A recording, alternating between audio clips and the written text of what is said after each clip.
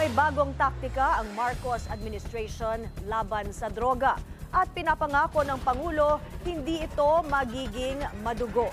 Pinado si Pangulong Bongbong Marcos na isa sa magandang aral na natutunan niya sa resulta nitong midterm elections ay ang sentimiento ng taong bayan ukol sa laban ng gobyerno kontra sa droga. Reklamo kasi ng mga lokal na opisyal bumalik daw ang problema ng droga sa barangay level dahil parang napabayaan ang issue. Part of the lesson of these elections, let's go back to yung sa grassroots level. Paliwanag ni PBBM, hindi naman nila pinababayaan ang pagsugpo ng problema sa droga sa ibaba.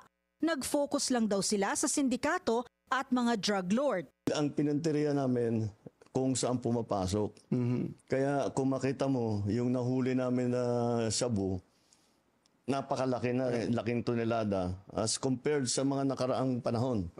So malaki talagang nahuhuli namin kasi hinahabol namin yung malalaking shipment, pinupuntahan namin yung malalaking warehouse at saka yun.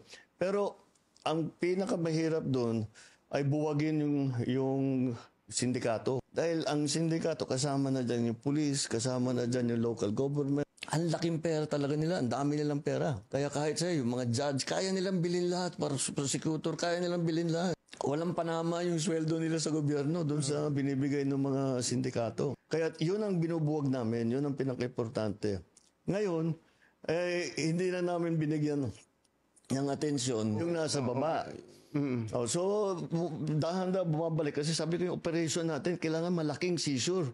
Kailangan malaki. At saka nakakahuli tayo ng mga drug lord talaga. At saka nakakasuhan natin at naikukulong natin. Taktika ngayon ng gobyerno, sabayang atake laban sa malalaking operasyon ng mga sindikato at pagsugpo rin sa mga barangay level, tulad ng mga drug pusher at small drug offenders.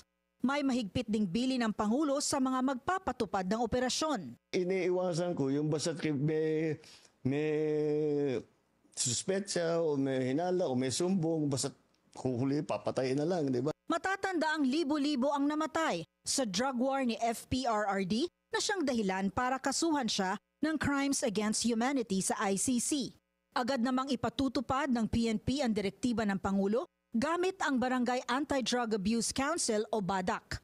Ayon kay PNP Public Information Officer Colonel Randolph Tuanyo, tumaas ng 3 doble ang mga drogang nakumpiska ng mga otoridad sa unang 3 taon ng Marcos administration, kumpara sa kaparehas na panahon noong panahon ni dating Pangulong Duterte. Mula July 2022 hanggang May 17, 2025, umabot sa 43.8 bilyong piso ang halaga ng mga drogang nasamsam, kumpara sa 14.3 bilyong pisong halaga na nakumpiska noong July 2016 hanggang Mayo 2019. Paliwanag ni Tuanyo, kahit 3 doble ang itinaas sa halaga ng drogang nasamsam ng kasalukuyang administrasyon, hindi naging madugo ang kampanya ni Pangulong Marcos.